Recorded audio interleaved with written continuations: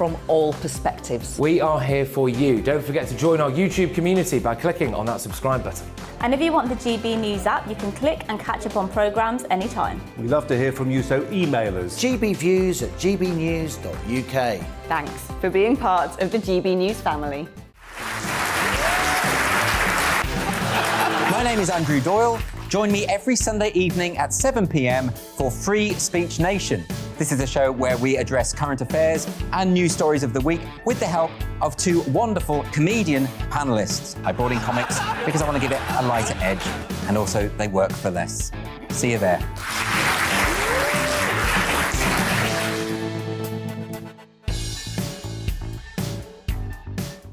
Join my show Farage, 7 p.m. till 8 p.m. Monday through Thursday, and there you will get opinion, analysis, debate, and I'll cover stories that nobody else dares to touch.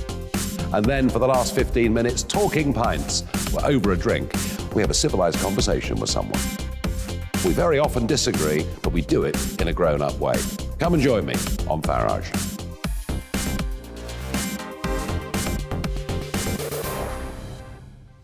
I'm Colin Brazier. I've reported from more than 70 countries around the world, covered wars from Afghanistan to Iraq, from Lebanon to the Balkans. I'm trying to bring that experience, that feel for events, to the studio. And something else, I'm ready to give an opinion. Today's stories with a spark. Brazier from 8 p.m. weekdays on GB News.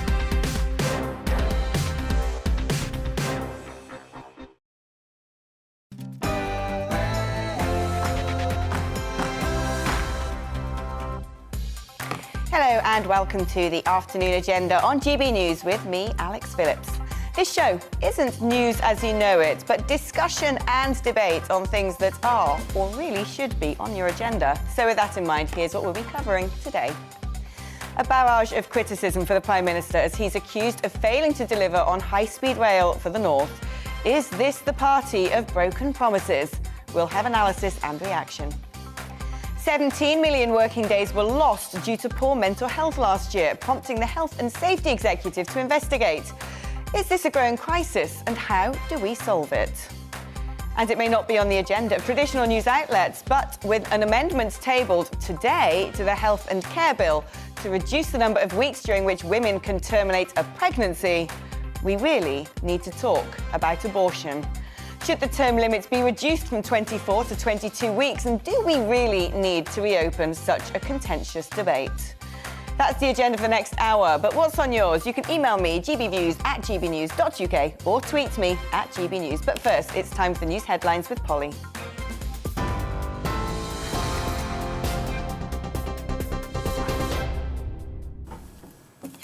I'm Polly Middlehurst, and this is your news at 4 o'clock. The Prime Minister has said it's total rubbish to suggest the idea of levelling up Britain is being derailed by plans to scrap the eastern leg of HS2. The government unveiled its £96 billion integrated rail plan this morning.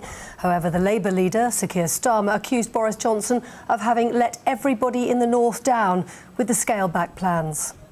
Bradford's been betrayed and the north of England have been betrayed because the Prime Minister made two very important promises. HS2 all the way to Leeds, a new line.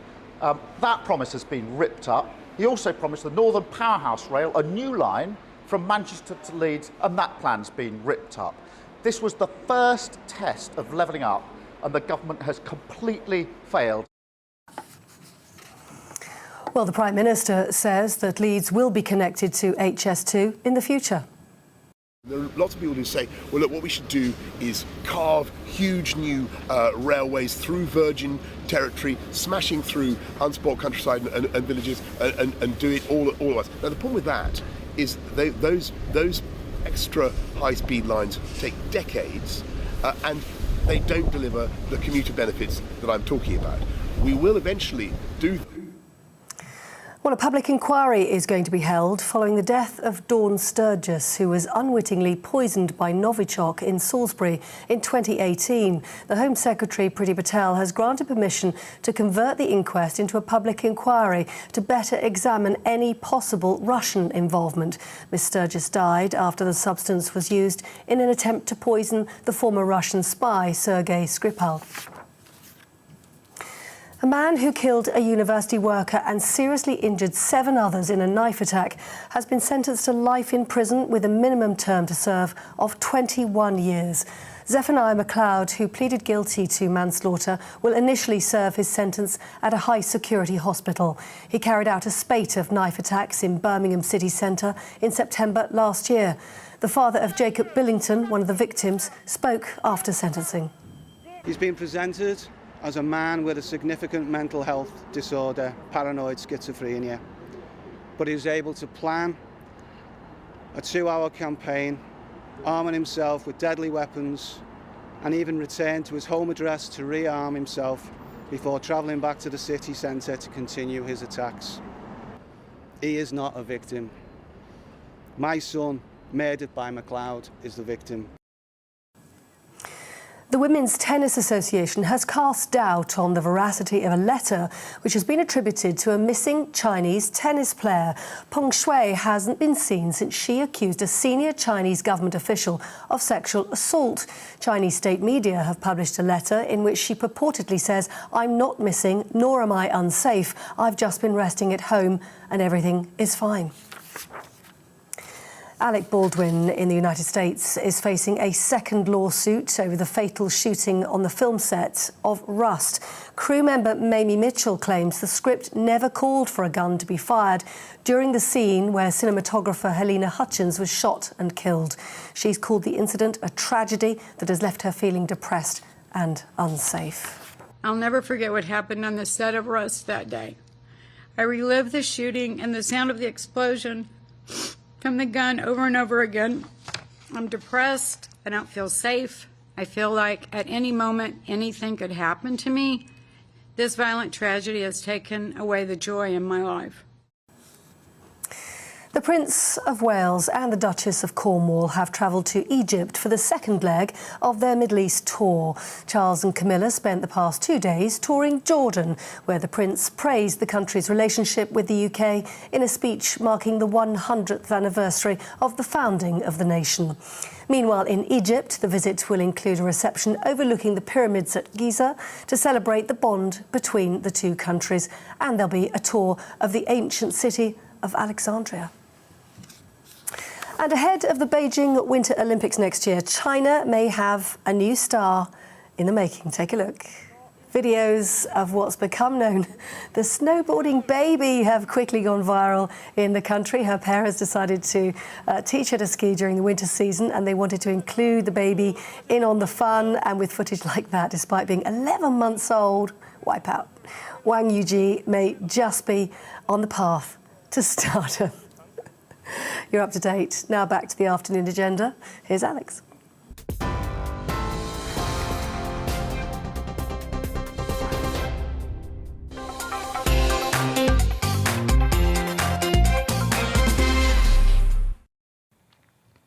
You're with the afternoon agenda at GB News.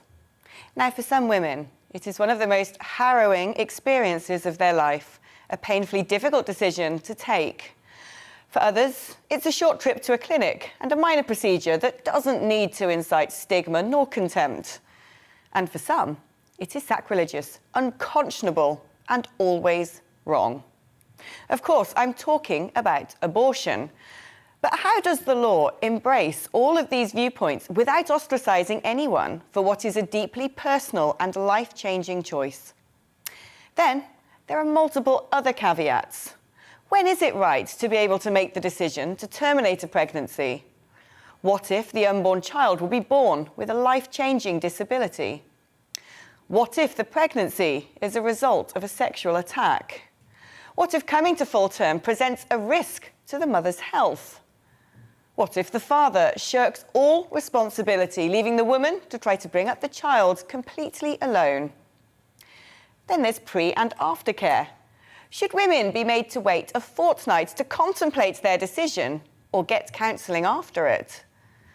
Why, for thousands of women, is it a secret trip to a Mary Stopes clinic and something they are ashamed to admit? A record number of women sought out abortions last year, particularly those over the age of 30, the age at which many are increasingly reminded about their biological clocks. Over 209,000 abortions were recorded in 2020, with lockdowns meaning medical abortions could be carried out at home following a virtual consultation, simplifying the process at the same time as financial uncertainty swept the country. But is improving access and ease when it comes to abortion an ethical issue? Instead, should we be looking at helping women to keep babies by focusing on childcare provision and encouraging men to be responsible fathers, rather than paving the way towards a quickie termination? Today, over a quarter of all pregnancies are aborted, a massive spike since the Abortion Act in 1967, representing a quadrupling of cases. Meanwhile, terminations among under 18s have dramatically tumbled, suggesting while young people are more aware about contraception today, it's working-age women that no longer feel able to or are choosing not to become mothers. A damning indictment, some might say, of failing government policy on supporting women and the family. Abortion has always been contentious, and today it's no different. In some cultures, babies are killed simply for being female. In many countries, terminations are still illegal. So what's the situation here? Well, at present, there are 3 amendments being tabled to update the Abortion Act, bringing down the time limits from 24 weeks to 22 weeks, outlawing sex-selective abortion and making the abortion term limit on babies with disabilities the same as for babies without disabilities. Almost always, this debate happens within the framework of the woman's agency over her body. But what of the rights of the father? Should he get a say in whether or not a pregnancy is terminated? Or does that open the door to men dictating what happens to a woman's future? Today, we really need to talk about abortion.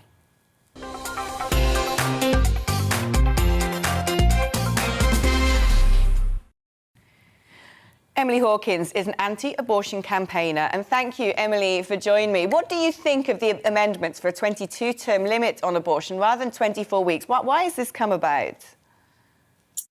As far as I understand, it's mostly come about because, the British Association of Perinatal Medicine has now recognised that, in England we have an improved threshold for viability in the UK. So babies that are born at 22 weeks have much improved outcomes and are more able to survive. So, the question now becomes, if we can save children who are born at 22 weeks, why are we still allowing them to be killed under law up to 24 weeks? So that's sort of, I think, the main reason why this is being revisited at this time. And in terms of abortion in general, you are essentially pro-life or an anti-abortion campaigner. Why do you take that particular stance? So I know that life begins at conception. I know that I know that to be a scientific fact, and I don't think that we have grounds to take away someone's right to life, especially during pregnancy. I don't see the rationale for it. I think it's a human rights abuse to allow that under the law, and sort of I'm just very committed to upholding the right to life for all human beings, regardless of sort of their location, their age, their rights or their abilities or disabilities. Abortion has been around since civilization, and there'll be people out there who say that for a lot of women, when they have an unwanted pregnancy, perhaps this is going to dramatically and drastically change their life to such a degree that they may not think themselves capable of providing a secure and comfortable home life for a baby. I mean, what if a woman has been raped? What if she's been abandoned by the man who's impregnated her? Do you still think that there's not any room for manoeuvre for that woman to say, I don't think this is appropriate. I don't think I will be able to be a good mother in this situation? I mean, I think, you say abortion has been around for such a long time. That's true, but that's also true of lots of other things that we don't think are acceptable in modern society. So, I don't think saying it's been around for a long time is a good enough reason to just keep it under the law. I think we really ought to be working towards more holistic solutions, especially if women think they're not capable. I don't think we should ever accept that women aren't capable of certain things, especially if they might like to be, or it's a series of circumstances that we have the power to change, and we have the power to to make it a positive experience for women. I think it's so important to be able to create a society that actually supports women in pregnancy and that actually supports women to, to say yes to life, to say that, having a child is not this barrier to existing as a woman in society, that having a child doesn't shut you out of modern life, that having a child doesn't mean you can't do things, that, you absolutely can do things and have children. I think it's a terrible narrative to say that children are an obstacle to anything. And you think that is what fundamentally is behind the fact that abortion rates have increased hugely? And in fact, what's happened is for teenagers, at one point we used to talk about teenage pregnancies a lot in this country, and well, thankfully, they are massively falling at the moment. But it's actually women over the age of 30 who are choosing to go through with terminations, possibly because they don't think they can have it all, possibly because they do think that having a child is going to compromise their career, perhaps, or perhaps it's because men aren't sticking around anymore. I think it's definitely some of that's all together in like a nasty, vicious combination. Definitely, women feel like you get this motherhood penalty when you have a child in terms of work-life balance. There's an expectation that women will do less good work once they have children, whereas there's no such expectation that men will do that. So women sort of get challenged a bit more, and women get, it's the assumption that women will do all of the childcare, or women will be the one to stay home when the children are sick rather than the fathers. And, so there's this whole conversation to be had about making the workplace something more friendly for women, more sort of, open to working mothers, women who, want to do both, want to be at home and have, a work life as well. So, I think there's a lot of room definitely for growth and development. And I think, having abortion legal actually hinders that. Having abortion legal means that women get told if they have children, oh, well, you chose that. If you're, trying to tell your colleague, oh, I've had a really rough time because my child's been up at night, you're more likely to get a response of, well, you chose that, rather than a response of support. So, abortion being legal actually has this ramification in society where women no longer get the same amount of support, because it's no longer as accepted that, childbearing and child rearing is actually something that's kind of normal and something that's part of life and something that is, that should be supported by the general community. It's become much more of an individualistic thing. And I think women really feel that lack of support, and that makes them feel less comfortable about this idea that, maybe if they have a child, then they might be on their own doing that. And I think, we have to start changing that kind of attitude, and it's up to us in our workplaces and in our friendship groups to do that. Emily, thank you ever so much for joining me and giving me your opinions on this always controversial topic. Emily Hawkins, who's an anti-abortion campaigner. I'm now joined by Dr. Callum Miller, medical doctor and ethicist. Callum, welcome to the show. Thank you. It's interesting what Emily's just said there, and it's made me wonder, as we are today discussing the fact that should the abortion termination limits come down from 24 weeks to 22 weeks, perhaps instead we should be looking at the causes of abortion. Why is it a situation today that a quarter of all pregnancies are being terminated? Yeah, well, can I first echo, if I can call them, your complaints about the impact and the ways that men are involved in leading to an abortion, whether through pressuring women, whether through being with women and then not wanting to take responsibility. We know it takes two to tango. And one of the reasons I think abortion has become common is because men are not willing to take that responsibility and thinking that it should all be put on the woman. And I think we've got into that situation where we now see, years later, the ways in which abortion has actually facilitated male exploitation of women. And another example is the amendment that's been put forward today on sex-selective abortion. We know around the world there are nearly 2 million sex-selective abortions every year, which eliminates almost entirely baby girls. And we know this is one of the most powerful tools the patriarchy has around the world to eliminate the voice and the presence and the visibility of women. And so I know we're probably sick of hearing about how we should follow the science over the last 2 years, but actually I think that's what these amendments do. They take something that is a controversial topic, but then takes things we can all agree on, things like abortion beyond viability, and there are a couple of thousand of those each year in the UK. Sex-selective abortion, we know that occurs. Disability-selective abortion at any point up until birth. I think these are all things we can all agree on that shouldn't be allowed, because they undermine the place of women in society, they undermine the place of disabled people in society, and ultimately they're inhumane to a viable baby. And so I think this is a great opportunity for people who are on both sides of the debate to come together and agree on at least some common scientific, humane amendments that can at least moderate what has now become a very extreme law 50 years later. Why do you think it's an extreme law today? Well, so for example, you can have an abortion for any reason, in effect, up until 24 weeks, when just a week ago it was announced viability is now down to 21 weeks. The most premature baby in the world was born about a year ago, and it's just been announced, and that was 21 weeks. After 21 weeks, there are about 2,000 abortions in the UK still every year, the majority of which are still for the same reasons as earlier abortions. They're not for those extreme situations, even though some of them obviously are. When it comes to abortion beyond 24 weeks, that can be done for any disability or even a chance of a disability. So if you have a significant chance of having Down syndrome or even cleft palate or club foot, abortion is possible at any point up until birth. Now, this involves a procedure technically known as feticide, which the clue is in the name. It involves the ending of a life. And this has been described in academic journals by providers who have done feticide. In their own words, they describe it as stabbing the baby in the heart. They say it's brutal and horrific, and they say that they became sick out in the corridors after doing it. And so, again, you don't have to have everyone in agreement on the fundamental question of abortion, and I expect we won't have that for a very long time, if ever. But these are common sense, compassionate measures that I think everyone can agree on, because I think most people, when they find out the reality of abortion in 2021 in the UK, they do realise that it is extreme and radical, and they do think that we need some more regulations.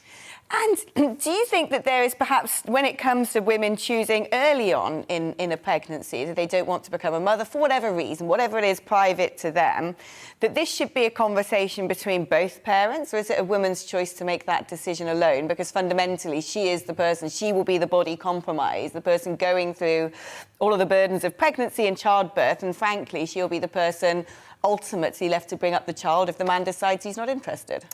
Well, absolutely. I think we have to have women at the forefront of this debate, and we should be making sure that we don't exclude women's voices, and that we should be having their experiences shared and their opinions shared very much, and we should never be trying to get rid of that or trying to talk over them. But at the same time, I think, all pregnancies involve a man and a woman. And by excluding men from the debate, you're also, in a sense, excluding them from their responsibility. Once you make unwanted pregnancy a women's issue only, what you're doing is you're saying to all the men, if you get a woman pregnant when neither of you or you, the man, are not prepared to be a father, then that's not really any of your business anymore, and you can go away and leave her on her own. And I think what we found is that many women feel that they've been abandoned by this mentality of saying, pregnancy and unwanted pregnancy are only a women's issue. Men shouldn't be involved. And actually, I think it enables men to have that mentality where they can avoid that responsibility. So I think it's vitally important that they're included at the same time. And thank you as a man for coming in and talking to us today. You've had really interesting viewpoints. Thank you. Appreciated. Well, let's talk now to Mara Clark from the Abortion Support Network that helps people access safe abortions. Mara, hello, welcome to the programme. I hope you've been able to hear what some of my previous guests have been saying. Do you think that we need to be reopening the abortion bill, changing the legal limit to being able to opt for a termination to 22 weeks, or should we just let everything be as it currently is? I think actually we need to further decriminalize abortion, which probably comes as no surprise. So the current limit in the UK has been agreed upon by the RCOG, the Royal College of Obstetricians and Gynecologists, and the British Medical Association, and all those other people. There was a push a while back to bring the legal limit, which used to be 28 weeks, down to 24 weeks. There have been many, many, many attempts to bring the time limit down further over the last, I've been living in this country for 16 years. And every time the medical establishment comes back and says, actually, no, it's okay where it is. I also find it interesting that the previous guest was talking about our radical extreme access to abortion, because actually you need to get 2 doctors to sign off before you can have a termination. So it's not like you rock up to your doctor and demand an abortion. You need, first you need to make an appointment, then you have a consultation, then they book you in for the appointment. So it's all very regulated, and I'm happy with it the way it is. But actually, I would like it to be easier, because depending on where you live in this country is dependent on. There's a postcode lottery for abortion provision. And of course, we know that in Northern Ireland, abortion provision still hasn't even been commissioned. So the UK has a way to go. Do you think that there is way too much stigma surrounding abortion when over 1 in 4 pregnancies last year were terminated? That whenever we see portrayals of abortion on television, in films, it's always presented as a harrowing and shameful experience, that a woman has difficulty taking this decision, when frankly, if 1 in 4 pregnancies are ending in termination, there must be a lot of women out there who think, this is an easy decision, I know what I want to do, and I want to be able to go in my lunch break and get this done and not feel ashamed of doing it. Well, again, and I appreciate your sentiment, but we have to remember there's literally no medical procedure that any of us can have done on our lunch break.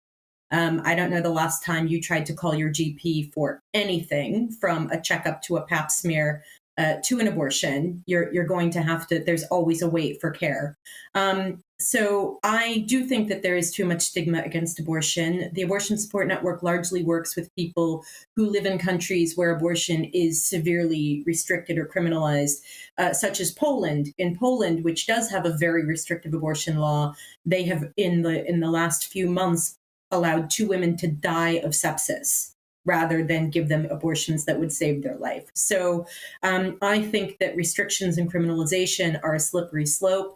I know from my work that when you restrict abortion, people who have money and resources will be able to access them. The other thing I want to point out that I think was completely overlooked by both of your guests is that the majority of women who have abortions already have children. They like to paint this idea of like these feckless women who are going out and having sex and having, and having abortions. And when actually the majority of women who have abortions already have at least 1 child. So these are, grown people who know what it means to have and raise a child. And they are making the very mature and practical decision as to whether or not they can care for a child or another child at this stage in their lives. And for me, that's a moral choice. Do you think that there's a risk, though, that if we were to simplify the passage to getting a termination, that this could actually mean more women could be pressurised into taking a quick decision that they may later regret?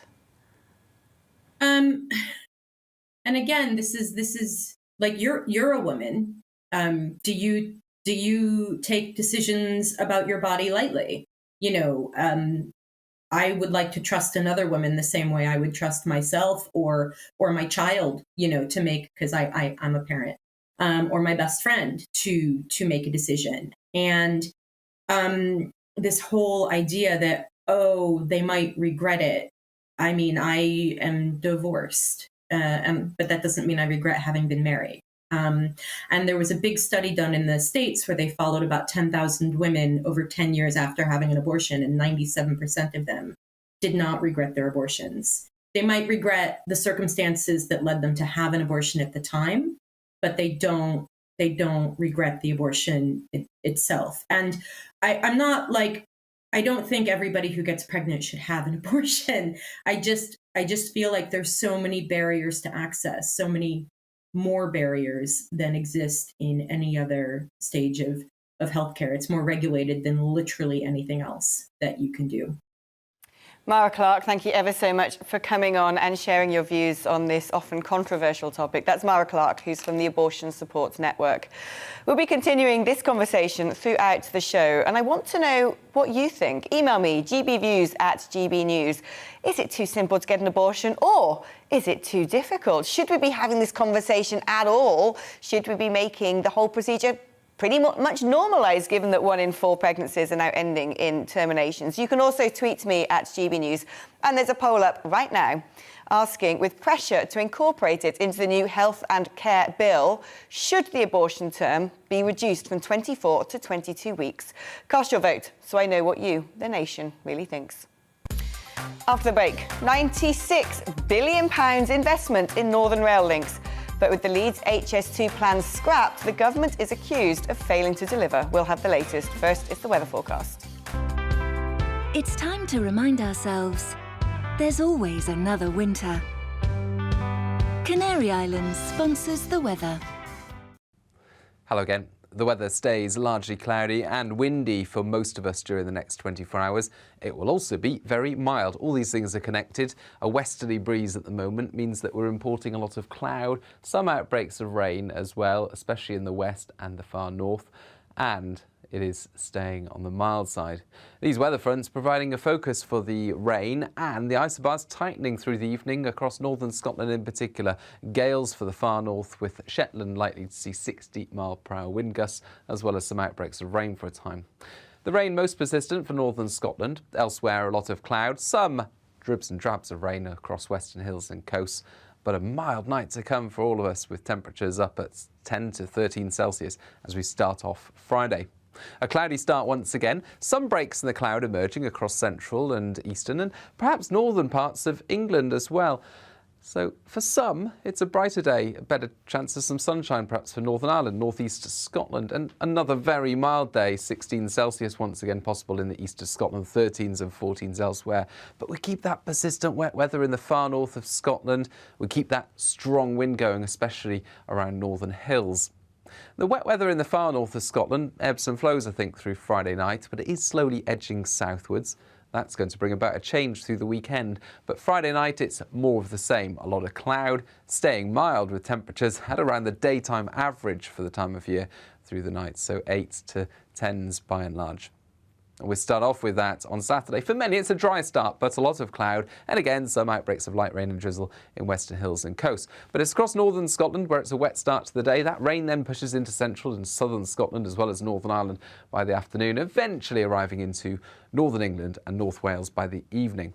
Skies brighten behind the rain, so a better chance of some sunshine, albeit with a few showers on Sunday, and feeling much colder. Canary Islands sponsors the weather.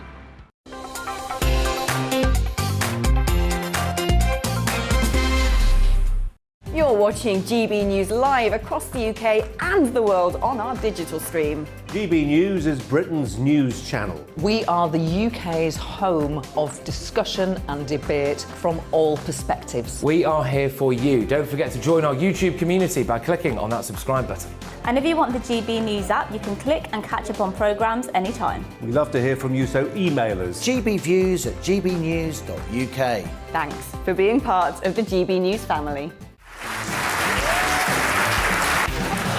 My name is Andrew Doyle. Join me every Sunday evening at 7 p.m. for Free Speech Nation.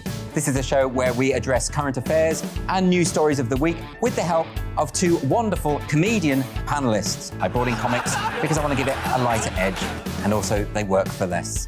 See you there.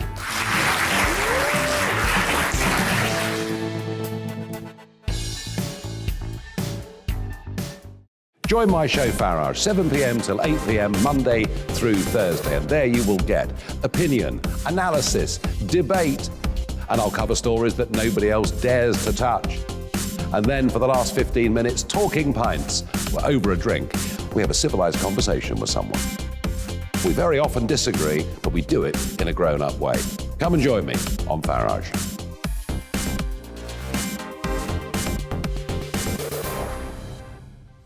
I'm Colin Brazier. I've reported from more than 70 countries around the world, covered wars from Afghanistan to Iraq, from Lebanon to the Balkans. I'm trying to bring that experience, that feel for events, to the studio. And something else, I'm ready to give an opinion. Today's stories with a spark. Brazier from 8 p.m. weekdays on GB News.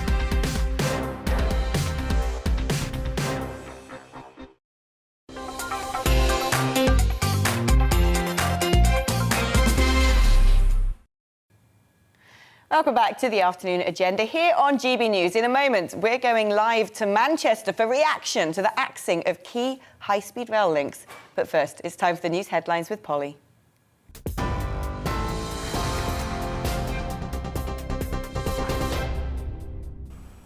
Alex, thank you. Good afternoon. These are your latest GB News headlines this hour.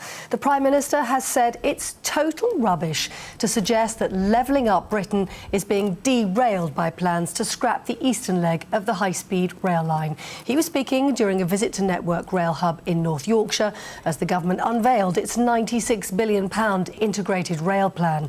But the Labour leader, Sir Keir Starmer, has accused Boris Johnson of having let down everybody in the north by scrapping the HS2 extension to Leeds and scaling down Northern Powerhouse Rail. The Home Secretary, Priti Patel, has announced that a public inquiry will be held following the death of Dawn Sturgis, who was poisoned by Novichok in Wiltshire in Salisbury in 2018. She died after the substance was used in an attempt to poison the former Russian spy Sergei Skripal. A man who killed a university worker and seriously injured 7 others in a knife attack has been sentenced to life in prison with a minimum term to serve of 21 years. Zephaniah McLeod will initially serve his sentence at a high-security hospital. His stab attack occurred in Birmingham city centre in September last year. The Women's Tennis Association says it's even more concerned about a missing Chinese tennis player following the publication of a letter said to be from her. Peng Shui says she hasn't been seen and she's been accused by a senior Chinese government official of sexual assault. In a letter published by Chinese state media, she purportedly says, "I'm not missing, nor am I unsafe. I've just been resting at home and everything is fine." The Culture Secretary says online technology giants must remove algorithms that direct youngsters to suicide chat rooms or risk hefty fines and criminal action. Nadine Dorris told social media firms to act now before the online safety bill appears before MPs in the new year. And videos of what's now being known as the snowboarding baby have gone viral ahead of the Winter Olympics next year in China. The baby's parents decided to learn to ski during the winter season and they wanted to include their baby in on the fun as well. And with footage like this, despite being just 11 months old, Wang Juji may just be on the path to stardom. That's all from me. I'm back with a full news update at the top of the hour. See you then.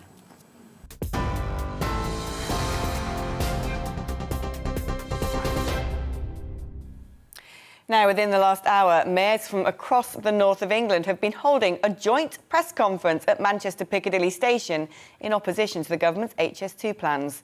Manchester Mayor Andy Burnham said earlier today the government has left the Northern Powerhouse damaged with cuts to HS2 and the Leeds link set to be scrapped. He declared that the north of England was united against the government's plans. Today we should have been having a very different conversation. Today should have been a landmark moment for the North, the moment the government finally showed the courage to fix one of the greatest injustices in our country, fixing the generational and deep inequality between our regions and the chronic underinvestment in our people and our economy. It should have been a day to unlock our potential, but instead, I think that we've seen a package of broken promises, re-announcements and spin. Be very clear. Today's announcement is bad news for passengers, it is bad news for businesses, and it is bad news for the North. The Prime Minister is fooling nobody if he thinks that people in South Yorkshire and across the North will believe that this is a good deal. That's the Labour Mayor of South Yorkshire there, Dan Jarvis. Well, let's discuss this with Daniel Coughlin of the Northern Powerhouse Partnership and Labour Party Councillor of Temple Newsam Ward, Helen Hayden-Daniel. Daniel, are you super disappointed or surprised by the government's dropping of the plans for various rail links in the north of England, or do you think this was to be expected? Well, I am disappointed, but I'm not surprised. I think I'd echo what Dan Jarvis was saying there on your video clip. You know, this is this is terrible news for everyone across the north. You know, the north has been united with one voice in terms of calling for the investment that it not only needs but also deserves. And an economically vibrant north is good for the whole of the UK.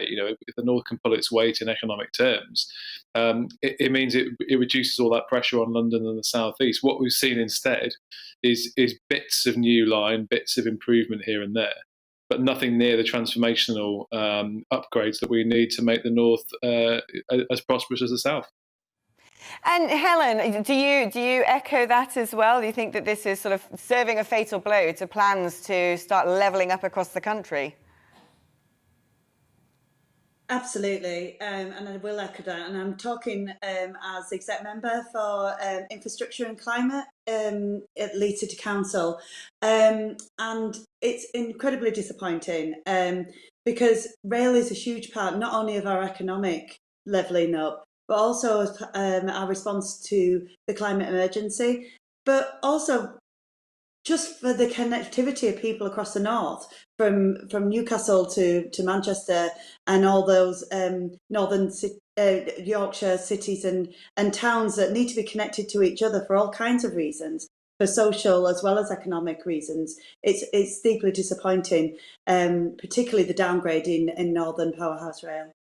I'm going to go back to you, Daniel, because HS2, frankly, was an extremely controversial project, wasn't it? It's already sunk a lot of money in its development, in consultation, billions spent, which, of course, while some will say, well, they're wasted billions now, we do live in a country which has a high population density, and perhaps HS2 wasn't the way to go, and you would have seen a lot of economic might sucked back down towards London. Well, I have to say I simply don't agree with that whatsoever. HS2 is extremely expensive, and there have clearly been mistakes and overspend in the first part of HS2 linking London to Birmingham, which we in the north are now, as usual, paying for. But the investment, the business investment that HS2 would have attracted, connecting cities like Leeds, like Sheffield, like Bradford, like the North East, to other parts of the north and to the wider UK, would have resulted in huge economic growth.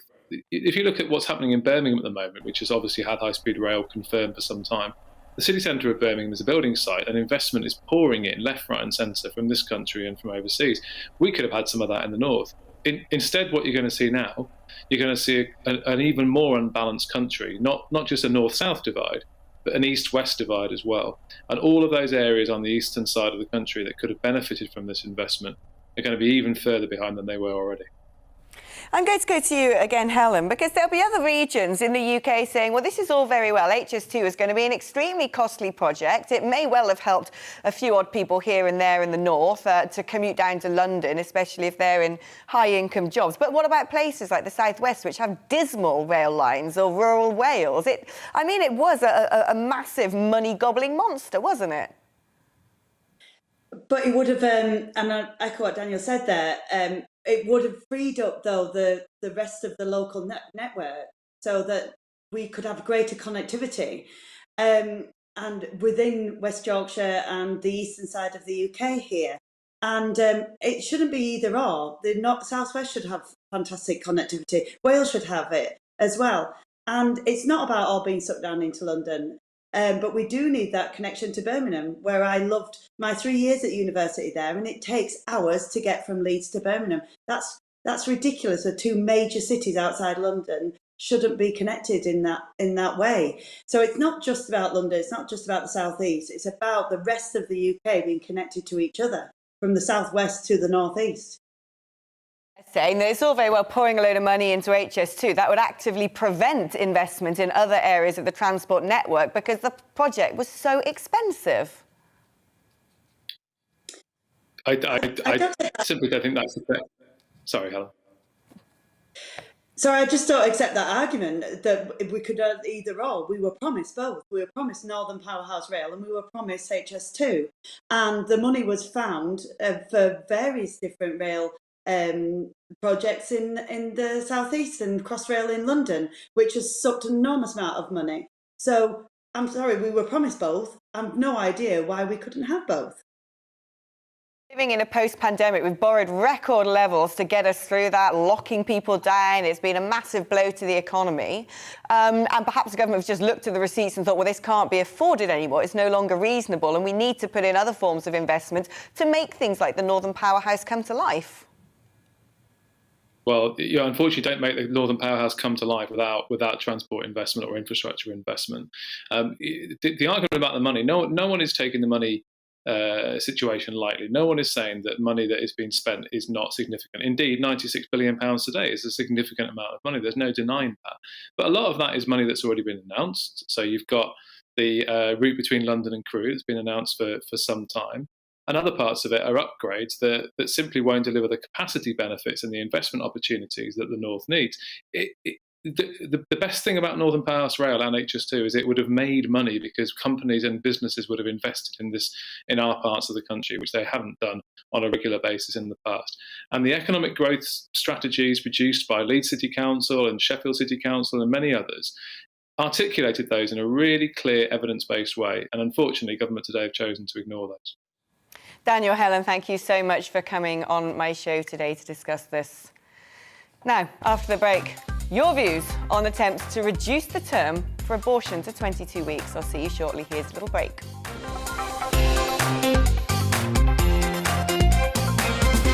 You're watching GB News live across the UK and the world on our digital stream. GB News is Britain's news channel. We are the UK's home of discussion and debate from all perspectives. We are here for you. Don't forget to join our YouTube community by clicking on that subscribe button.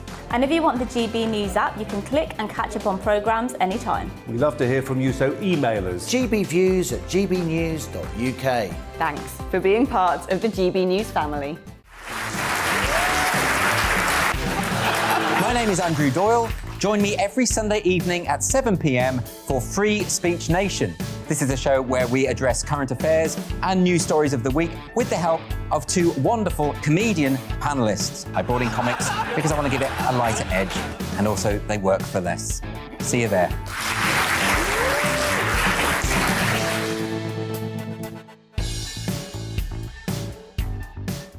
Join my show Farage, 7 p.m. till 8 p.m. Monday through Thursday, and there you will get opinion, analysis, debate, and I'll cover stories that nobody else dares to touch. And then for the last 15 minutes, talking pints. We're over a drink. We have a civilised conversation with someone. We very often disagree, but we do it in a grown-up way. Come and join me on Farage.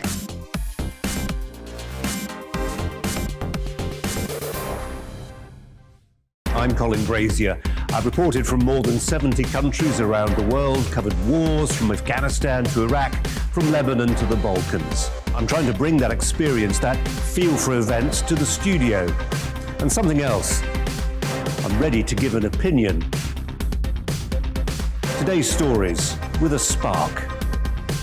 Brazier from 8 p.m. weekdays on GB News.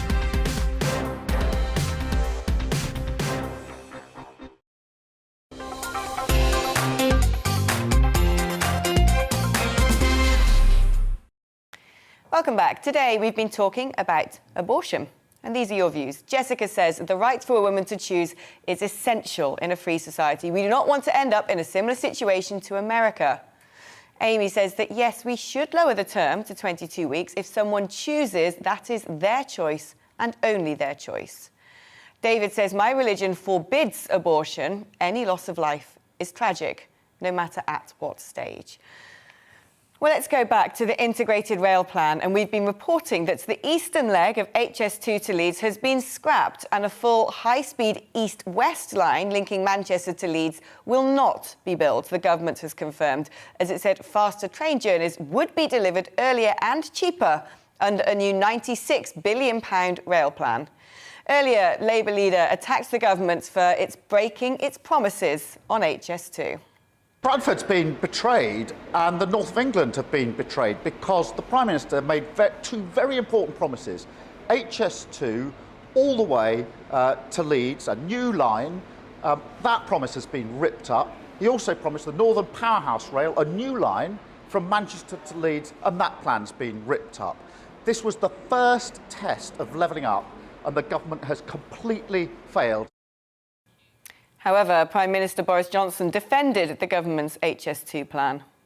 This is a fantastic and a monumental achievement and a great day for railway in this country and for connectivity in the Midlands, in the North. And what we're doing is not just the big Y of HS2, but we're also doing Northern Powerhouse Rail that runs from Liverpool, Warrington to Manchester. The HS2 trains will be able to go up that route all the way to Sheffield, and we will look at what we can do going forward to Leeds. But in the meantime, what Leeds also gets is shorter journey times from London, about 20 minutes taken off journey times from London. Manchester, almost cut in half. We can now cross live to Manchester Piccadilly Station and GB News North West correspondent Bradley Harris. Bradley, you've been at the press conference attended by the Northern Mayors. What was the mood? Yeah, well, I think the mood was very different to what the mood is down in London, down in the south. Very much a mood that, you know, here in the north, the mayors of the north and the people who live here are simply not going to accept these new proposals from the government. If you take a look at London, you've got £7 billion pumped into Thameslink, £18 billion on Crossrail, £1 billion for a new station. And then you take a look at the north and it's just a series of broken promises. And that is what a lot of the northern mayors today, they recently held a press conference just under an hour ago, and they were saying that's what this is. This is another broken promise from the government. The main blow, of course, is that eastern leg of HS2 to Leeds. That's going to be scrapped. It was intended to go to Leeds from the Midlands to Leeds via a high-speed line. That's not going to happen now. Instead, it's going to run on existing lines. The government's argument here, though, is that they want to try and do this at a low cost, which means making these proposals a reality a lot quicker. But here in the north, people are saying, for instance, the Mayor of South Yorkshire, Dan Jarvis, said this should have been a day to unlock our potential in the north. Instead, it's a day of broken promises. It's interesting that the Mayor of Liverpool City Region, Steve Rotherham, said we were promised grand designs and now we're supposed to settle for a 60-minute makeover. In that press conference with the Northern Mayors earlier on, they were all saying, well, something that they were united on, in fact, was that they want to be able to interconnect these northern cities together. You know, Manchester's got a lot of funding. It got £1 billion in that levelling up fund. But the Mayor of Greater Manchester, Andy Burnham, was saying that's not enough. We need to see the same level of funding in these other northern cities to connect them. And that's the point. That's what these northern mayors want. They want to be able to connect their cities together, just like you can do in London. So very much a sense of resistance from up here in the north. We'll have to see how they plan to respond in the coming days and weeks to come. Bradley, thank you so much for your update. Now, after the break, we're really struggling at work. 17 million working days were lost last year because of mental health issues. We're going to be asking how much of that was down to the pandemic. Firstly, it's the weather forecast. It's time to remind ourselves there's always another winter. Canary Islands sponsors the weather. Hello again. The weather stays largely cloudy and windy for most of us during the next 24 hours. It will also be very mild. All these things are connected. A westerly breeze at the moment means that we're importing a lot of cloud, some outbreaks of rain as well, especially in the west and the far north. And it is staying on the mild side. These weather fronts providing a focus for the rain and the isobars tightening through the evening across northern Scotland in particular. Gales for the far north with Shetland likely to see 60-mile-per-hour wind gusts as well as some outbreaks of rain for a time. The rain most persistent for northern Scotland. Elsewhere a lot of cloud, some dribs and drabs of rain across western hills and coasts. But a mild night to come for all of us with temperatures up at 10 to 13 Celsius as we start off Friday. A cloudy start once again, some breaks in the cloud emerging across central and eastern and perhaps northern parts of England as well. So for some, it's a brighter day, a better chance of some sunshine perhaps for Northern Ireland, northeast Scotland, and another very mild day, 16 Celsius once again possible in the east of Scotland, 13s and 14s elsewhere. But we keep that persistent wet weather in the far north of Scotland. We keep that strong wind going, especially around northern hills. The wet weather in the far north of Scotland ebbs and flows, I think, through Friday night, but it is slowly edging southwards. That's going to bring about a change through the weekend. But Friday night, it's more of the same. A lot of cloud, staying mild with temperatures at around the daytime average for the time of year through the night, so 8s to 10s by and large. And we start off with that on Saturday. For many, it's a dry start, but a lot of cloud, and again, some outbreaks of light rain and drizzle in western hills and coast. But it's across northern Scotland where it's a wet start to the day. That rain then pushes into central and southern Scotland as well as Northern Ireland by the afternoon, eventually arriving into northern England and North Wales by the evening. Skies brighten behind the rain, so a better chance of some sunshine, albeit with a few showers on Sunday, and feeling much colder. Canary Islands sponsors the weather. On Mark Dolan tonight, we have a simple plan, which is to inform, stimulate and entertain in equal measure. It's all about getting your opinions on the national television airwaves. I love my viewer emails, mark@gbnews.uk. So do join me from 9 p.m. to midnight every Friday, Saturday and Sunday for big guests, big opinions and a big presenter. 6'5", don't you know? See you then on GB News. You're watching GB News live across the UK and the world on our digital stream. GB News is Britain's news channel. We are the UK's home of discussion and debate from all perspectives. We are here for you. Don't forget to join our YouTube community by clicking on that subscribe button. And if you want the GB News app, you can click and catch up on programmes anytime. We love to hear from you, so email us. gbviews@gbnews.uk. Thanks for being part of the GB News family. My name is Andrew Doyle. Join me every Sunday evening at 7 p.m. for Free Speech Nation. This is a show where we address current affairs and news stories of the week with the help of two wonderful comedian panellists. I brought in comics because I want to give it a lighter edge, and also they work for less. See you there.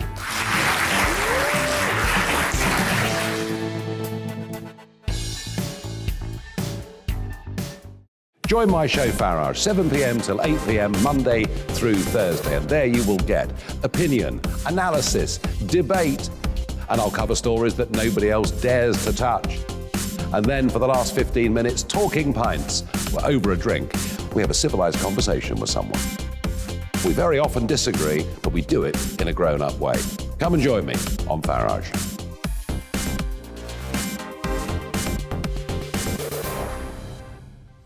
I'm Colin Brazier. I've reported from more than 70 countries around the world, covered wars from Afghanistan to Iraq, from Lebanon to the Balkans. I'm trying to bring that experience, that feel for events, to the studio. And something else, I'm ready to give an opinion. Today's stories with a spark. Brazier from 8 p.m. weekdays on GB News.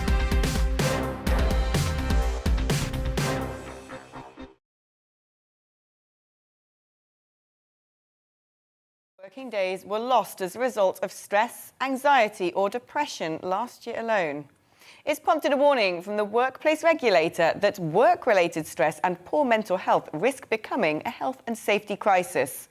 A recent survey by the charity Mind suggests that 2 in 5 employees' mental health had worsened during the pandemic, and mental health issues are now the #1 reason given for sick days in the UK. I am joined by the Head of Workplace Wellbeing Services at Mind, the mental health charity, Dane Kramberger. Dane, thank you so much for coming on today. How do we know, when we're talking about mental health issues affecting workers, that this is necessarily connected to the work that they're doing rather than perhaps their personal lives? I mean, it's a really good point, and what we know is that when we come into work, we bring our whole selves into work. So any things that you might be experiencing outside of work, you could bring with you. So if you're experiencing stress or anxiety or depression, either outside of work or in work, that can have a relationship both inside and outside. So it's not always clear cut what the root cause of mental health problems might be, and it could be a combination of different things. What we do know is that our mental health can be impacted quite significantly by our workplace environment. So there are things that might be out of our control as employees, things like our physical environment, our working policies, working hours and conditions, our workload. So these are the things that employers really, we would love employers to be taking this issue of mental health seriously and doing what they can to promote positive mental health and well-being in their workplace. And what would that involve? I mean, is part of the reason for related stress the fact that people don't switch off, because very often we have our work email accounts on our mobile phones, we're thinking about responding to things, and the next day at work you're well into the night. Is that a big driver of this? It's certainly a contributing factor. In fact, the stat that you mentioned there around 2 in 5 employees saying that their mental health had gotten worse as a result of the pandemic. And actually, one of the reasons behind that was that employees felt that they didn't have as good a work-life balance anymore because of this kind of always-on working remotely. And another contributing factor is fears of job security. But the good news is that there's lots of things that employers can actually do that don't need to be big, expensive initiatives. You know, things like flexible working arrangements, generous annual leave policies, access to an employee assistance program. So they're things that employers can do fairly easily that can make a real big difference to someone's working life. I would imagine surely quality of life and standards of workplace environment have actually increased over the past few decades. I mean, I don't know, and I've got no empirical evidence to back that up. But if that were the case, then why is it that more and more people are taking time off work due to mental health issues? Yeah, it's a good point, and what we are seeing is definitely there is an improvement in workplaces providing more support to employees, having more conversations about mental health and being open about it, and more people sharing that they are experiencing poor mental health. And in fact, as more workplaces do this, the more employees see the value in choosing a workplace that is going to be supportive of their mental health. Although what we are seeing is that even though things have improved and employees are feeling more able to talk about mental health, it's that next stage of the employers providing that support and adjustments for anyone who is struggling that can be still a bit hit and miss when it comes to workplaces. And that's really one of the aims of the Working Minds campaign is to support businesses in taking those steps to support their employees and going beyond just conversation and awareness raising and actually putting in place initiatives that are going to help them get better and stay better. Dane, thank you so much for joining us today to discuss this. That's Dane Kramberger, Head of Workplace Wellbeing Services from the charity Mind. You're watching the Afternoon Agenda, and don't go anywhere because there's lots more still to come.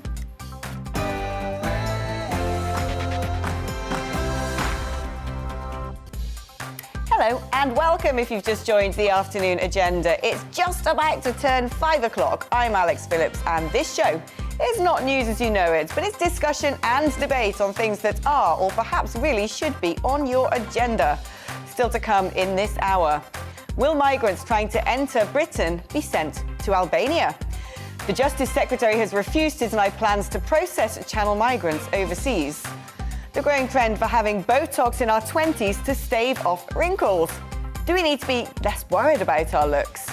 And it may not be on the agenda of traditional news outlets, but with an amendment tabled today to the Health and Care Bill to reduce the number of weeks during which women can terminate a pregnancy, we really need to talk about abortion. Should the term limits be reduced from 24 to 22 weeks? And do we really need to open such a contentious debate yet again?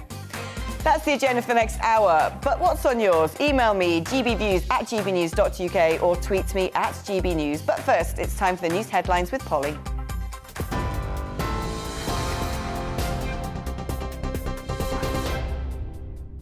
Alex, thank you. Good evening to you. Your news at 5 o'clock on GB News. The Prime Minister has said it's total rubbish to suggest that the idea of levelling up Britain is being derailed by plans to scrap the eastern leg of HS2. The government unveiled its £96 billion integrated rail plan this morning. However, the Labour leader, Sir Keir Starmer, accused Boris Johnson of having let down everybody in the north with the scaled-back plans. Bradford's been betrayed and the north of England have been betrayed because the Prime Minister made two very important promises. HS2 all the way to Leeds, a new line.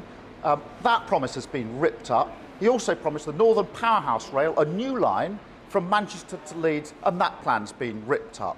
This was the first test of levelling up, and the government has completely failed. Well, the Prime Minister says Leeds will be connected to HS2 in the future. There are lots of people who say, well, look, what we should do is carve huge new railways through virgin territory, smashing through unspoilt countryside and villages, and do it all at once. Now, the problem with that is those extra high-speed lines take decades, and they don't deliver the commuter benefits that I'm talking about. We will eventually do them. In other news, a public inquiry is due to be held following the death of Dawn Sturgis, who was unwittingly poisoned by Novichok in Salisbury in 2018. The Home Secretary, Priti Patel, has granted permission to convert the inquest into a public inquiry to better examine any possible Russian involvement.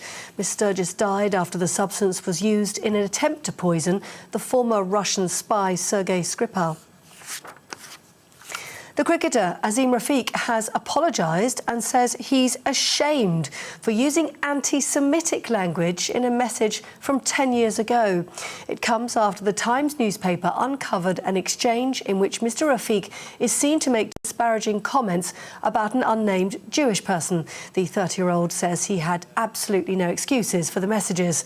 The former Yorkshire County player has been giving evidence at the Digital Culture, Media and Sports Select Committee this week on racism he experienced at Yorkshire Cricket Club. A man who killed a university worker and seriously injured 7 others in a knife attack has been sentenced to life in prison with a minimum term to serve of 21 years. Zephaniah McLeod, who pleaded guilty to manslaughter, will initially serve his sentence at a high-security hospital. He carried out a spate of knife attacks in Birmingham city centre last September. The father of Jacob Billington, one of the victims, spoke after sentencing. He's been presented as a man with a significant mental health disorder, paranoid schizophrenia. But he was able to plan a 2-hour campaign, arming himself with deadly weapons, and even return to his home address to rearm himself before travelling back to the city centre to continue his attacks. He is not a victim. My son, murdered by McLeod, is the victim. The Women's Tennis Association has cast doubt on the veracity of a letter which has been attributed to the missing Chinese tennis player Peng Shuai. She hasn't been seen since she accused a senior Chinese government official of sexual assault. Chinese state media have published a letter in which she purportedly says, "I'm not missing, nor am I unsafe.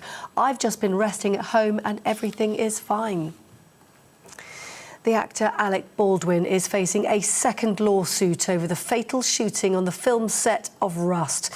Crew member Mamie Mitchell claims the script never called for a gun to be fired during the scene where cinematographer Helena Hutchins was shot and killed. She's called the incident a tragedy that has left her feeling depressed and unsafe. The Prince of Wales and the Duchess of Cornwall have travelled to Egypt for the second leg of their Middle East tour. Charles and Camilla spent the last 2 days touring Jordan, where the Prince praised the country's relationship with the UK in a speech marking the 100th anniversary of the founding of the nation of Jordan. In Egypt, meanwhile, the visit will include a reception overlooking the pyramids at Giza to celebrate the bond between the two countries. And ahead of the Beijing Winter Olympics next year, China may have a new star in the making. Take a look at this video of what's become known as the snowboarding baby. It's quickly gone viral in the country and, of course, overseas too. Her parents decided to learn to ski during the winter season and they wanted to include their new baby in on the fun too. Wipe out. And despite footage like that, the little baby, Wang Yuji, is 11 months old, maybe just on the path to stardom. I'll bring you the latest news headlines in half an hour. Until then, back to Alex and the afternoon agenda.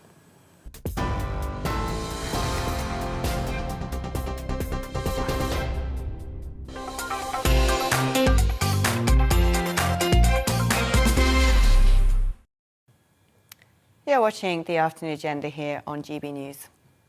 Millions of women have gone through it, either privately at home, taking 2 pills and waiting for the body to evacuate the developing pregnancy, or a surgical procedure carried out either with or without anaesthetising the patients first. For those who have gone through it, it may leave mental scars and psychological distress. For others, it is a simple procedure representing their freedom of choice about which no shame should be felt. Why is it then that whenever we see it dramatised, despite it now being the fate of over a quarter of all pregnancies, we are repeatedly presented with the trope of a psychological struggle with a woman weeping in agony, reinforcing a context of shame, rather than what is probably a more accurate portrayal of termination, which would be a woman popping down to a clinic on her day off?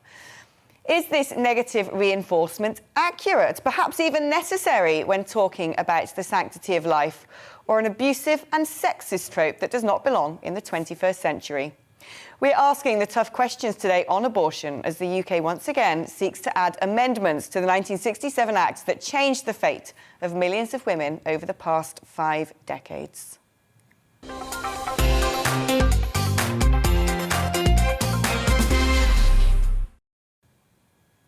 Well, let's talk now to journalist and the author of What Women Want, Ella Whelan. Ellen, delighted to have you on the programme. First of all, do you think that there's far too much shame and stigma that surrounds abortion today? And every time it comes up, you know, women feel like they can't confess to having done it. And many women still have to seek solutions in the private sector with charities such as Marie Stopes. Well, I think you make a really important point that abortion is often seen as a procedure that leaves women with lifelong scars, and you've described how it's often dramatised. But in reality, the vast majority of abortions are done at a very early stage in the pregnancy. Indeed, we've seen throughout the pandemic the introduction of telemedical abortion, which means, unlike before, where women would have to go into a clinic to take tablets, they can now take the medicine they need to have an abortion at home, and it can be relatively simple. And for many, many women, it's relatively painless mentally and physically, and it's their preferred choice. It's what they want to do. Of course, there will be lots of other women for whom it is and particularly for women who have to have abortions when there is a wanted pregnancy in cases of fetal abnormality or other complications. It's a very painful choice. The key point is that it is completely contextual on the personal basis of that woman. No two cases are similar, just like no two women are the same and identical, clones of each other. Every woman's reaction to their pregnancy and personal choice about it will be personal to them. And therefore, that's why other pro-choicers think that no one should have a say in what woman does with her body and does with her pregnancy other than her. And what's quite remarkable, I mean, over 1 in 4 pregnancies are now terminated, but the most recent statistics show that the majority of abortions are going up now with women over the age of 30, around the time, actually, that a lot of the media are telling women that they must listen to their biological clocks. Yet among teenagers, it's drastically dropping. What does that indicate to you about the state of society and actually whether women's needs are being listened to? Well, I think people often panic about the rates going up, whether it be in relation to abortion. I think it sends a very positive sign that women are able to access the services they need in order to make the decisions that they want to make in order to plan their lives. I mean, we know, rates of teenage pregnancy reflect a healthier approach to contraception. But indeed, rates of abortion show that everyone who's ever had sex knows that contraception isn't fail-safe, that sometimes mistakes can happen, sometimes contraception fails you. And indeed, sometimes you feel differently. Sometimes women change their minds in the course of a number of weeks, relationships fail, all kinds of life happens, all kinds of things happen. I think that we should really be looking towards thinking differently about abortion. I think it's too long been characterized by the opposite side to myself, to the anti-choice side, as something that's an abhorrent, removal of life, as something that's terrible, that's painful. I mean, anti-choicers often like to paint women who have had abortions as traumatized and abused. But in fact, I think we need to see abortion as what it is, which is a medical procedure, but an important part of women's healthcare. And so I would like to, you talked when you were introducing this segment about a change in the law. While the 1967 Act has its place in history and has done a huge amount to open and widen the access to abortion services for women in this country for many, many years. I think it's now time to look at that again. And indeed, I would scrap the 1967 Act completely and decriminalise abortion in its entirety so that it is regulated in the same means as other medical practices. And that really the way to ensure that it's a safe and moral and ethical procedure is to leave it up to a woman to have discussions with her doctor and make her own personal choices. I think it's a really exciting time, I think, because at the moment, a polling just done recently by Census Wide, commissioned by the British Pregnancy Advisory Service, shows that public support for a woman being able to make her own decision about her body, that's the phrase that was used, is up in the 70s and 80s%, that across the political spectrum, Conservative and Labour, people support a pro-choice position. I think the time is ripe now to have a debate about what we think, whether or not we think abortion law in this country is out of date. And I think it's time for people who are of a pro-choice persuasion to start making the case that we're actually, despite the fact that the 1967 Act provides some access to abortion, not many people in this country know that some access, and you use the term sexist, involves a woman going to two different doctors, essentially convincing them that she's either mad or in some way unwell because of her pregnancy, and essentially legally begging for an abortion. Now, in a civilized country in the 21st century in which we're supposed to care about women's freedom, that doesn't sit right with me. I think we need to change that. Ella, thank you so much for coming on today. We always love talking to you. Ella Whelan there. Well, let's talk now to Catholic chaplain Father David Palmer. You're chaplain of the University of Nottingham, but initially you were blocked from taking up your role for your beliefs, including those on abortion. I realise this is such a contentious issue, but if you could outline where you stand in terms of a woman's right to choose to terminate a pregnancy. I think one of the issues is the starting point is often different. So, as you'll know, pro-life people don't refer to themselves as anti-abortion, but pro-life, and people who are pro-abortion don't call themselves pro-abortion, but pro-choice. And the terms that are used, I think, reflect sometimes the ability that we kind of talk across each other. So, from a Catholic point of view, life is sacred, and therefore life is to be cherished, respected, protected. And that's because we believe that life is created, humans are created in the image and likeness of God. So then the question comes, well, if life is sacred, at what point does life start? And as someone said earlier on this programme, the only place that a new life comes into being, a new being comes into being, is at the moment of conception. Beyond that, it's a progression, a development, continuous development, but the human life is there. So if one actually believes that life is sacred, then it has to be protected. And the Church teaches that that's inviolable, that this is unchangeable teaching. Then the issue about the women's right to choose, I suppose, absolutely we need to support women. I think part of the problem is society doesn't do that very well. And indeed, in my parish, a group has just set up recently a crisis pregnancy centre where we actually, women that want to access us, we actually have nappies, push chairs, people that will speak to them and support them throughout the pregnancy and birth if that's the path they choose. Because there was that recognition that it's all very well saying abortion is wrong, but then if you're not actually offering support to the women who find themselves in a pregnancy that's difficult, then you need to do that as well. So we're trying to do that in Nottingham.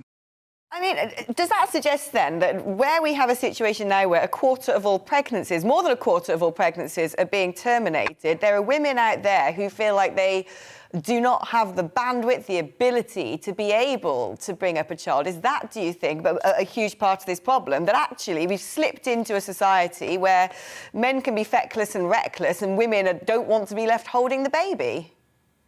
Yeah, I think that is part of the problem. And I'm all for men being held to account. I think if a man has fathered a child, then he should have a legal responsibility to support that child. Even in a situation perhaps where the couple are broken up, if it's decided you can't see the child, I don't know, whatever, but your responsibility as a parent, you shouldn't be allowed to just dispense with it.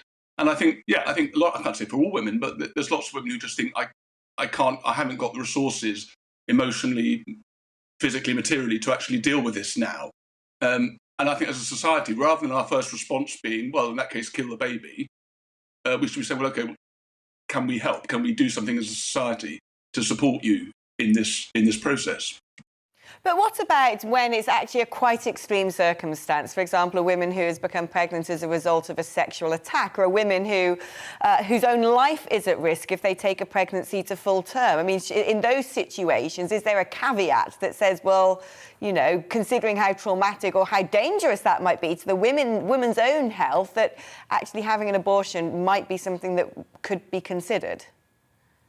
Well, what the church would teach is that the direct abortion, the procurement of a direct abortion, either as a means or an ends, is always intrinsically evil. Now, in the example you give of a woman's life in danger, if the procedure to save the woman's life actually, as an indirect result, can lead to a miscarriage or you know, then that there is a sort of moral licitness in that situation. Rape, people bring up rape or sexual assault, which is completely understandable, and I accept that's an extremely hard situation, and I know this from personal experience of people I know in my life. But it's nevertheless, the church would say that, you know, that the baby is also a victim. But the other thing to bear in mind, of course, is that you know, abortions being procured because of rape are extremely rare, and as you know, there's over 200,000 abortions last year. The vast majority of abortions have nothing to do with rape or sexual assault. Father David Palmer, thank you so much for coming on today and giving us your candid viewpoints on this sensitive topic. We can now talk to the writer Jenny Holland, who lives in Northern Ireland. Thank you for joining me. I mean, Jenny, the situation in Northern Ireland has been quite different to that of the rest of the UK for quite some time, hasn't it? But we started to see the clouds part a little bit and perhaps a ray of hope poking through for those women who are pro-choice. Yeah, actually, the last couple of years, both the north and the south of Ireland have legalized in different ways access to pregnancy termination. The South, of course, did it with a referendum that was voted overwhelmingly in favor, and the North by an act of Parliament. So not as democratic, but still, in effect, the same result, which is that women here can access abortion up to 12 weeks now. So considerably less time than in the rest of the UK. Do you think that needs to be further liberalised then? Do you think that actually we should get into a situation where Northern Ireland is on a par with the rest of the UK and women can seek to have a termination up until, as it currently stands, 24 weeks? Actually, I surprise even myself to say this, but my views, although I've always been and remain pro-choice, I am a little skeptical now of such long term limits or time limits. I think that I don't know where the line is exactly, but it's somewhere between 12 and 24. I think the vast majority of women realize much earlier even than 12 weeks that they're pregnant, and in the case of an unwanted pregnancy, should do their utmost to make a decision and make the necessary arrangements as soon as humanly possible. I thought what Ella Whelan was saying was very interesting, and I agree with much of it. Except for I don't really believe that there's that much stigma attached to abortion anymore. I don't believe that women going to doctors in this day and age have to put on a song and dance and act like they're mad or they're tragic. I think, if anything, it's been trivialized by society, and the truth really lies somewhere in the middle. And when you say it's trivialised by society, do you think that we're missing something here? Because we talk about abortion itself rather than talking about the causes of abortion, the reasons why women are going through with so many terminations. Do you think that we've actually dropped the ball and that we should be looking into the wider picture here, the macro picture, and saying something's going wrong when so many women are deciding not to become mothers? Absolutely, absolutely. And there's a lot of, there's no end to reasons you could give for why that might be. One of the things that I've noticed being a mother myself, and before I was a mother, I was a young woman living with the reality of abortion being illegal in the places where I lived. And I've thought a lot about this, motherhood as well. And I think that contrary to what feminists say, motherhood is actually a very empowering and joyful experience, regardless even of your wealth or social status. So I think it's often portrayed, even just in pop culture, as this exhausting, drudge-filled, stressful process whereby you lose yourself entirely and there's no fun left in your life. And I just think that seems to be like the dominant image of what motherhood is. And going alongside that, we've told young women, put off having children until their 30s, and it's not the be all and end all. It's not the greatest achievement for a woman, and that's fine. If that's your opinion, that's absolutely fine. But somewhere in that, we've completely lost all the positives. Now, I think one of the reasons I'm not a feminist is because of this weird, ambivalent, in fact, more than ambivalent, sometimes hostile relationship they have to motherhood, where motherhood is actually such a source of our power. It's not our only source of power. It doesn't mean we can only be in the hearth at home, overseeing a brood of 12 children. Not at all. But even if you only have one child, you're still making a huge contribution to society, and it's a very interesting and fun-filled and thought-provoking process along the way.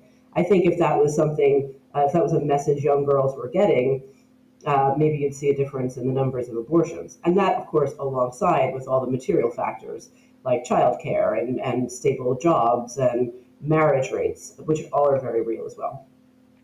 In some countries, they make women, on the first appointment of going to see a doctor to say, I want to seek an abortion, they make the woman wait for 2 weeks to contemplate that decision. Is that the sort of process you'd like to see here? And then perhaps counselling and support offered, which could help women determine how they might take the path towards motherhood? 2 weeks is far too long. I think that's a crazy amount of time, especially when you're talking about pregnancy, which is a time-sensitive process. And I'm a little skeptical of counseling as purveyed by government in general. I think women know their own minds much better than doctors would know their minds or counselors would know their minds, and I don't think they probably need as much hand-holding as do-gooders would like to think. Having said that, where I have become more conservative is that I do think that the thing that has gotten lost in the debate, the woman has been prioritized, which is fair, especially given the situation we were in the 50s and 60s and before that, which was pretty terrible for women. But what's now getting lost is the fact that the pregnancy is a human life and it is going to develop into a baby, and that is certainly happening by 24 weeks. And obviously, anything that is a medical reason, those fetal abnormalities and all of those caveats need to be kept in there. But I would be really, really reluctant to say it's fine, you can just have an abortion at 24 weeks because you've just decided at 24 weeks that you don't want to be a mother. I would have deep moral qualms about that. Jenny, thank you so much for joining me today. Do you know, I often wonder how in the 21st century there aren't creches in more offices. I mean, when half the population potentially go on to become mothers, it seems crazy that is not accounted for. Jenny Holland, a writer in Northern Ireland, discussing the situation about terminations over there. Now, after the break, the government refuses to confirm or deny whether Channel migrants will be processed in Albania. Would that be a workable or ethical solution? First, it's the weather forecast. It's time to remind ourselves there's always another winter. Canary Islands sponsors the weather. Hello again. The weather stays largely cloudy and windy for most of us during the next 24 hours. It will also be very mild. All these things are connected. A westerly breeze at the moment means that we're importing a lot of cloud, some outbreaks of rain as well, especially in the west and the far north, and it is staying on the mild side. These weather fronts providing a focus for the rain and the isobars tightening through the evening across northern Scotland in particular. Gales for the far north, with Shetland likely to see 60-mile-per-hour wind gusts as well as some outbreaks of rain for a time. The rain most persistent for northern Scotland. Elsewhere a lot of cloud, some dribs and drabs of rain across western hills and coasts. But a mild night to come for all of us, with temperatures up at 10 to 13 Celsius as we start off Friday. A cloudy start once again, some breaks in the cloud emerging across central and eastern and perhaps northern parts of England as well. So for some, it's a brighter day, a better chance of some sunshine perhaps for Northern Ireland, northeast Scotland, and another very mild day, 16 Celsius once again possible in the east of Scotland, 13s and 14s elsewhere. But we keep that persistent wet weather in the far north of Scotland. We keep that strong wind going, especially around northern hills. The wet weather in the far north of Scotland ebbs and flows, I think, through Friday night, but it is slowly edging southwards. That's going to bring about a change through the weekend. But Friday night, it's more of the same. A lot of cloud, staying mild with temperatures at around the daytime average for the time of year through the night. So 8s to 10s by and large. And we start off with that on Saturday. For many, it's a dry start, but a lot of cloud. And again, some outbreaks of light rain and drizzle in western hills and coast. But it's across northern Scotland where it's a wet start to the day. That rain then pushes into central and southern Scotland as well as Northern Ireland by the afternoon, eventually arriving into northern England and North Wales by the evening. Skies brighten behind the rain, so a better chance of some sunshine, albeit with a few showers on Sunday and feeling much colder. Canary Islands sponsors the weather. You're watching GB News live across the UK and the world on our digital stream. GB News is Britain's news channel. We are the UK's home of discussion and debate from all perspectives. We are here for you. Don't forget to join our YouTube community by clicking on that subscribe button. And if you want the GB News app, you can click and catch up on programmes anytime. We love to hear from you, so email us. gbviews@gbnews.uk. Thanks for being part of the GB News family. My name is Andrew Doyle. Join me every Sunday evening at 7 p.m. for Free Speech Nation. This is a show where we address current affairs and news stories of the week with the help of two wonderful comedian panellists. I brought in comics because I want to give it a lighter edge, and also they work for less. See you there.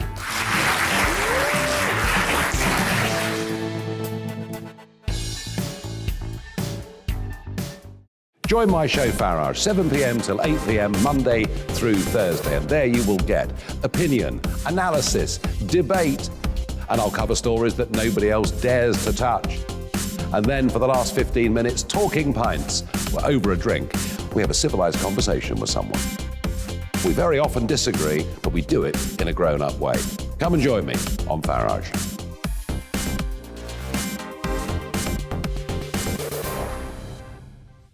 I'm Colin Brazier.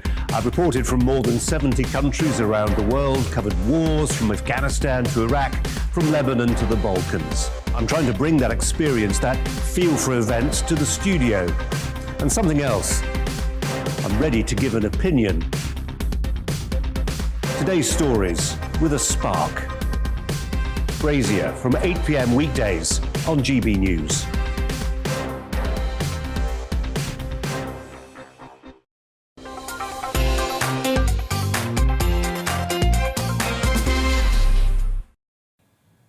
Welcome back to the afternoon agenda. In a moment, we'll get reaction to potential plans to process the cases of channel migrants in Albania. First, it's time for the news headlines with Polly.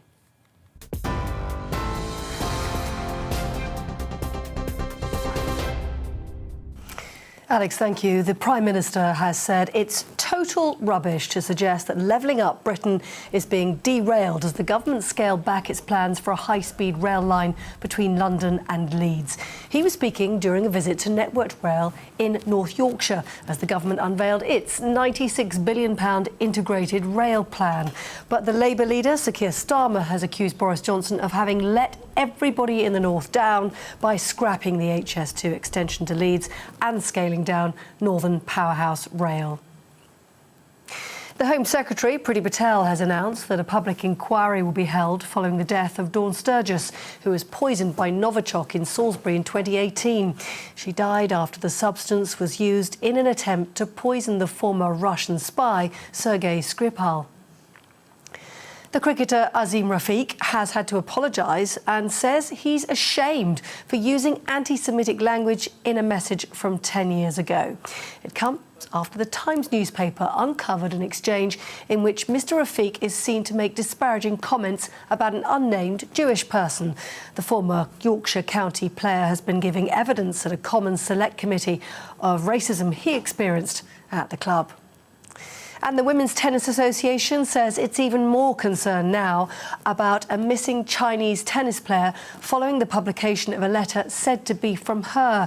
Peng Shui hasn't been seen since she accused a senior Chinese government official of sexual assault.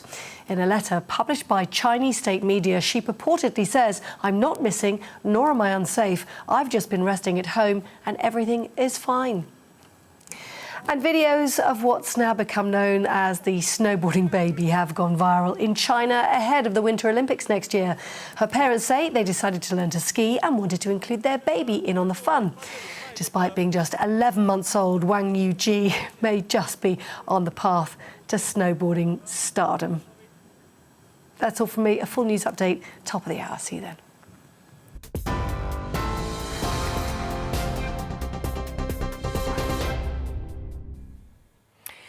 The government is somewhat embattled of late, and this is another issue that just won't go away for them, the growing migrant crisis. Today, the Justice Secretary, Dominic Raab, has failed to deny that ministers are hoping to get a deal to fly migrants who cross the Channel on small boats to Albania. He's confirmed that the UK is looking to create partnerships with other countries to try to make the UK a less appealing destination. Migrants trying to make the crossing would be sent overseas to have their cases processed. Well, let's talk to the political commentator, Patrick O'Flynn. Patrick, thank you for joining me. I mean, this is a major headache for the government, and I'd imagine even more so, given that the Prime Minister of Albania has turned around and said, we're not having a migrant processing centre built over here. Yeah, and I think one has to take the word of the Prime Minister of Albania and indeed their ambassador in London on that. So it's unlikely to be Albania if we move to offshore processing. But I take some encouragement from it that at least the government is exploring that and looking at somewhere. We heard earlier in the year that there were perhaps negotiations informally with Denmark about setting up a camp in Rwanda. Nothing substantial has come from that. But just airing this idea, I think, is putting the government under more and more pressure to deliver. And after all, the United Kingdom has plenty of overseas territories and dependencies and a big aid budget, so could afford to pay an island or a developing country quite handsomely to take on this work. Why do you think there's been so much heel dragging over this? There were quite remarkable comments from the Home Secretary Priti Patel in the Times this weekend, where she essentially said, well, it's because of our useless immigration system, of which the Conservative Party have been in charge for over a decade. Yeah, Priti Patel must be pretty frustrated, no pun intended, because I think she wants to move to offshore processing. But to put it bluntly, the Prime Minister had lost his bottle on the issue, because to do that would necessitate probably the UK withdrawing from some international agreements, perhaps concerning refugees, perhaps even from the European Convention of Human Rights and the European Court of Human Rights' jurisdiction, maybe even having to redraft the Human Rights Act. So that would bring down on the head of the government and the Prime Minister the wrath of the Liberal establishment. But on the other hand, the core Conservative vote, and I think normal people across Britain, are looking askance at what's happening at the moment, which is the wholesale abuse of the asylum system by economic migrants landing illegally and an escalating out of control problem in parallel, of course, with various threats from overseas, whether that be Islamist terror, whether that be bringing in more COVID into the country. But border control is a basic duty of government, and it's not being discharged. So the electoral penalty for the government to keep failing with its gimmicks, its words on things like turning back boats, it's appointing clandestine channel threat commander or whatever, all the useless stuff that's gone before. I think people are now at the end of their tether with Boris Johnson on this, and it's not really the Home Secretary, it's the Prime Minister who needs to commit. And do you think the fact that he's not committing is he thinks he can get away with just using the right sort of words and distract attention with something else going on elsewhere? Or does he have a fundamental problem with being tough when it comes to immigration? Well, historically, yes, he does. He's on numerous occasions he's proposed amnesties for illegal immigrants on the basis that if they've been working informally in Britain and living here for a while and building up family links, that it's cruel and unusual punishment to throw them out. On the other hand, the law is the law, and people being seen to profit by breaking the law. History tells us, and examples in Italy and Spain, that whenever you do create amnesties for illegal immigration, it just creates a massive new pull factor for another wave of migrants to try their luck. So historically, he has been pretty liberal, at least lax probably is a fair description on the issue of immigration.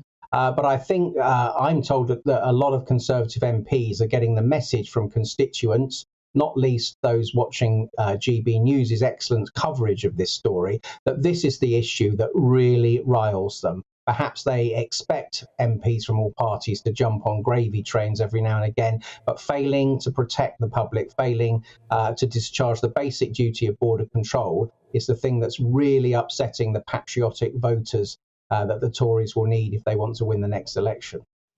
Well said, that man. Patrick, thanks for coming on my show today. Always love talking to you. Patrick O'Flynn there, political commentator. Well, still to come on the afternoon agenda, more young women are drawn to getting Botox in their 20s to stave off ageing. But is that wise?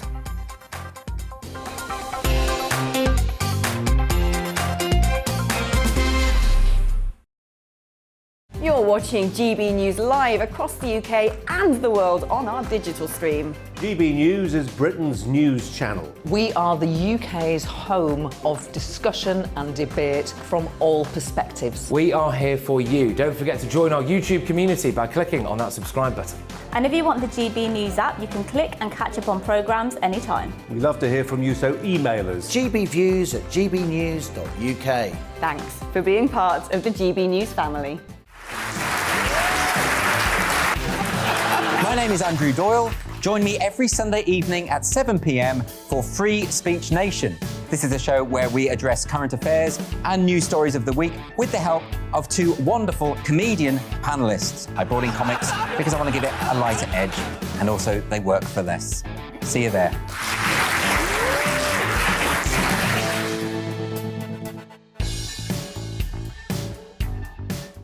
Join my show Farage, 7 p.m. till 8 p.m. Monday through Thursday, and there you will get opinion, analysis, debate, and I'll cover stories that nobody else dares to touch.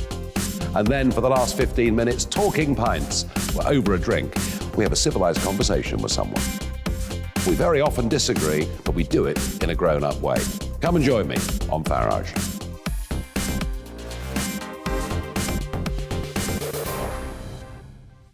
I'm Colin Brazier.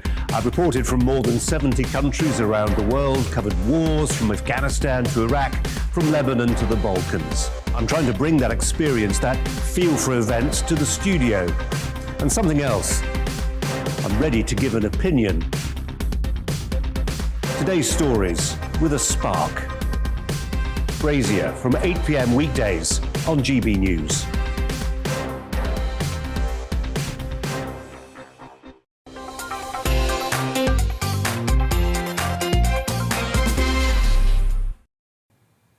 Welcome back. Transgender women should no longer be required to reduce their testosterone levels to compete in the women's sports category, new International Olympic Committee guidelines have suggested. The new IOC framework, which replaces its 2015 guidelines, also concludes there should be no presumption that trans women have an automatic advantage over natal women, a controversial view that reverses the IOC's previous position. However, it leaves the decision on whether to allow trans women to compete to individual sports bodies.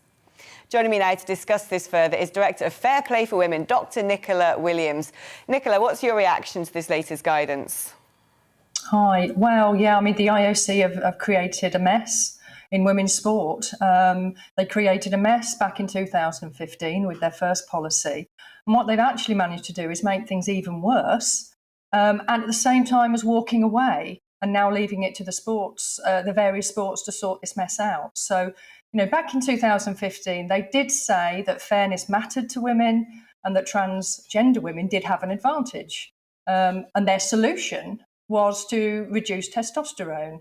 That was a bad solution. It was a fake fix, really. And despite no evidence, they instituted that policy. Over the years, it's been clear that that policy won't work because reducing testosterone in an adult doesn't actually make any difference to their performance.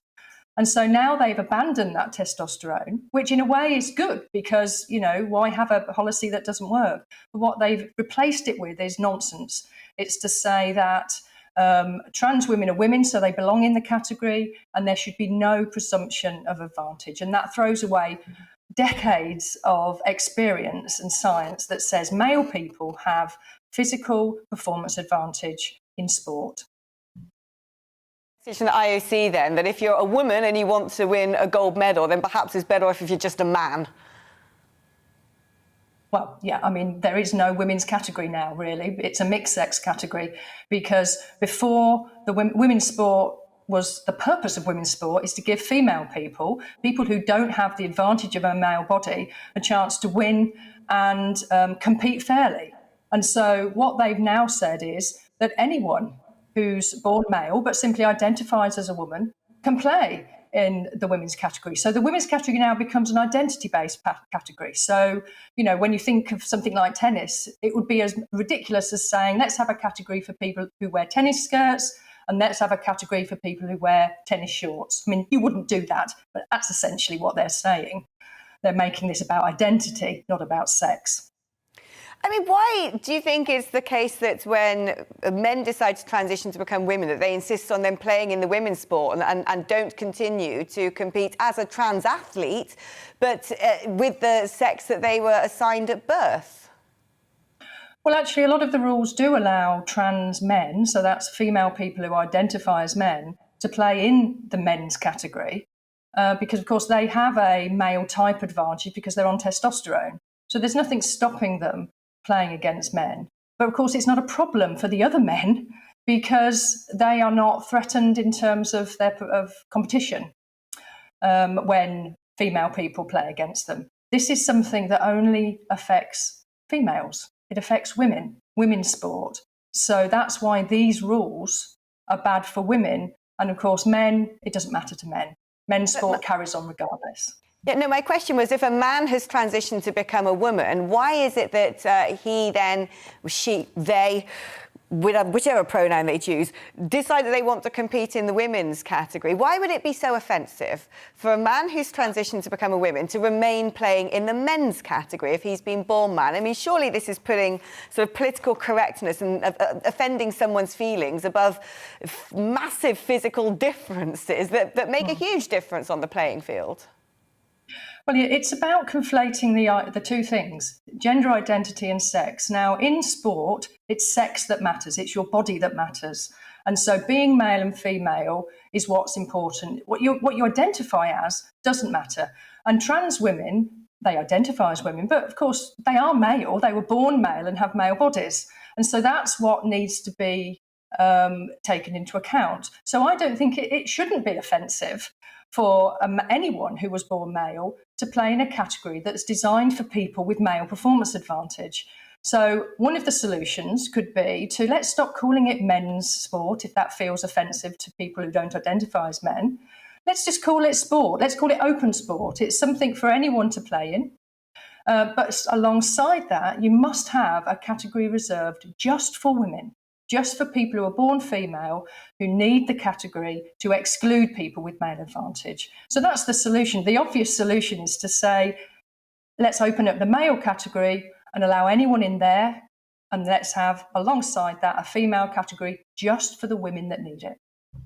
Dr. Nicola Williams, we love having you on, Director of Fair Play for Women. Now, the International Olympic Committee says this is about fairness, ha-ha.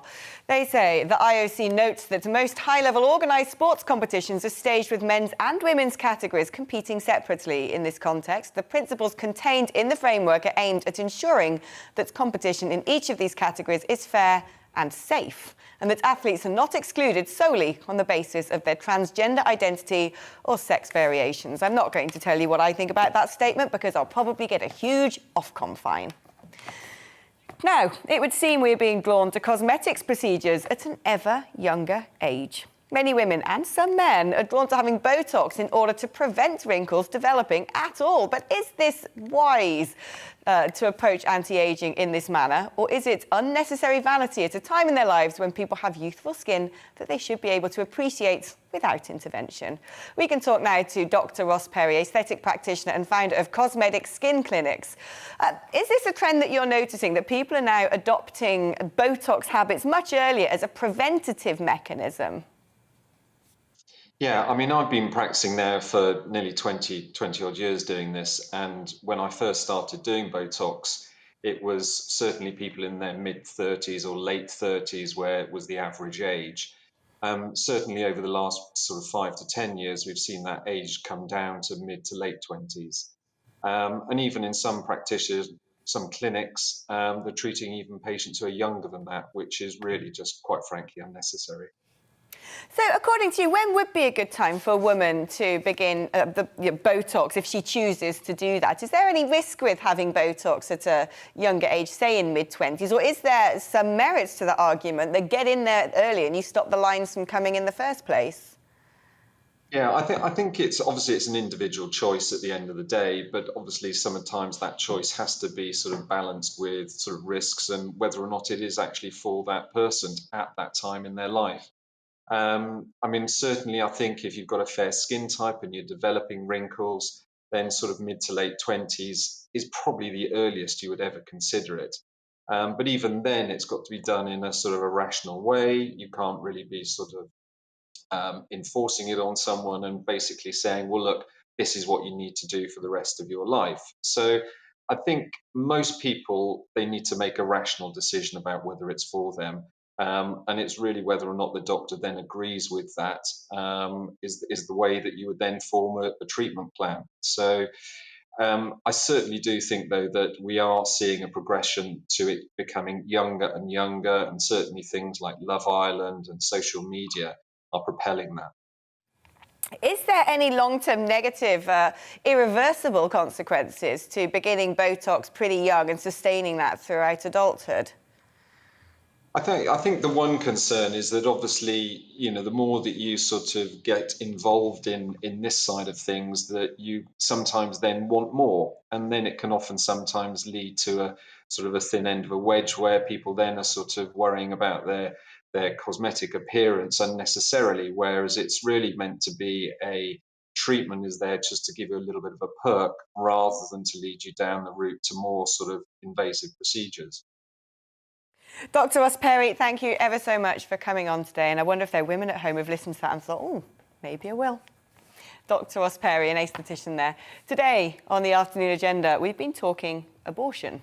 An amendment to the healthcare bill is calling for the abortion term limit to be reduced from 24 weeks to 22 weeks. Earlier on the show, we spoke to Dr. Callum Turner, who outlined and questioned some of the reasons why women choose to have abortions. Got into that situation where we now see, years later, the ways in which abortion has actually facilitated male exploitation of women. And another example is the amendment that's been put forward today on sex-selective abortion. We know around the world there are nearly 2 million sex-selective abortions every year, which eliminates almost entirely baby girls. And we know this is one of the most powerful tools the patriarchy has around the world to eliminate the voice and the presence and the visibility of women. And so I know we're probably sick of hearing about how we should follow the science over the last 2 years, but actually I think that's what these amendments do.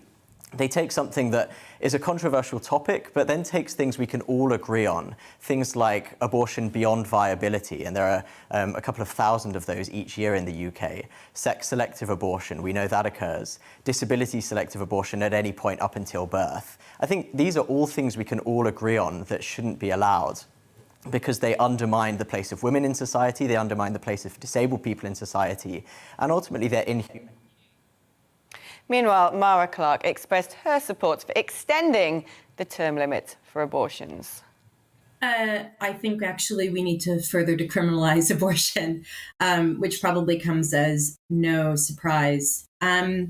So the current limit in the UK has been agreed upon by the RCOG, the Royal College of Obstetricians and Gynecologists, and the British Medical Association, and all those other people. There was a push a while back to bring the legal limit which used to be 28 weeks, down to 24 weeks. There have been many, many, many attempts to bring the time limit down further over the last, I've been living in this country for 16 years. And every time the medical establishment comes back and says, actually, no, it's okay where it is. Well, now that we've heard what our guests had to say, it's time for you, the viewer, to have the final word. James said, as a man, I do not have the right to tell women what to do with their body. It's completely their decision, and they should do whatever is best for them. Anna says, I only agree with abortion when it is completely necessary. I find the death of anyone, no matter what the age, completely heartbreaking. Emily says, I'm pro-abortion, but I think we should keep the rules the same as they are. They seem to work well, and changing them just opens the debate to more scrutiny. Jamie says, I support abortion, but the father of the child should have a say in the situation. It wouldn't be fair if that individual was completely shut out. Faye says, my only fear is that we will turn into America, and we cannot do that. You've been watching The Afternoon Agenda with me, Alex Phillips. I'll be back on Monday, 4 till 6, the usual time, with more stories that we'll be diving into in depth with a range of views and opinion. And of course, the most important opinion of them all, the GB News viewer. So have a wonderful weekend. I'm not on air tomorrow, and I will join you again on Monday, and I'm looking forward to it. Bye from me from now. It's time to remind ourselves there's always another winter. Canary Islands sponsors the weather. Hello again. The weather stays largely cloudy and windy for most of us during the next 24 hours. It will also be very mild. All these things are connected. A westerly breeze at the moment means that we're importing a lot of cloud, some outbreaks of rain as well, especially in the west and the far north, and it is staying on the mild side. These weather fronts providing a focus for the rain, and the isobars tightening through the evening across northern Scotland in particular. Gales for the far north, with Shetland likely to see 60-mile-per-hour wind gusts, as well as some outbreaks of rain for a time. The rain most persistent for northern Scotland. Elsewhere, a lot of cloud, some dribs and drabs of rain across western hills and coasts. But a mild night to come for all of us, with temperatures up at 10 to 13 Celsius as we start off Friday. A cloudy start once again, some breaks in the cloud emerging across central and eastern and perhaps northern parts of England as well. So for some, it's a brighter day, a better chance of some sunshine perhaps for Northern Ireland, northeast Scotland, and another very mild day, 16 Celsius once again possible in the east of Scotland, 13s and 14s elsewhere. But we keep that persistent wet weather in the far north of Scotland. We keep that strong wind going, especially around northern hills. The wet weather in the far north of Scotland ebbs and flows, I think, through Friday night, but it is slowly edging southwards. That's going to bring about a change through the weekend. But Friday night, it's more of the same. A lot of cloud, staying mild with temperatures at around the daytime average for the time of year through the night. So 8s to 10s by and large. And we'll start off.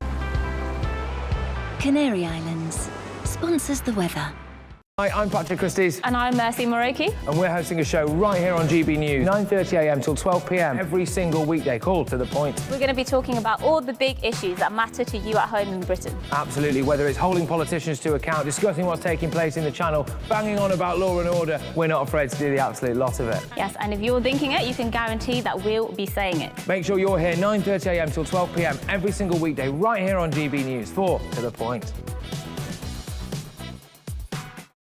On Mark Dolan tonight, we have a simple plan, which is to inform, stimulate and entertain in equal measure. It's all about getting your opinions on the national television airwaves. I love my viewer emails, mark@gbnews.uk. So do join me from 9 p.m. to midnight every Friday, Saturday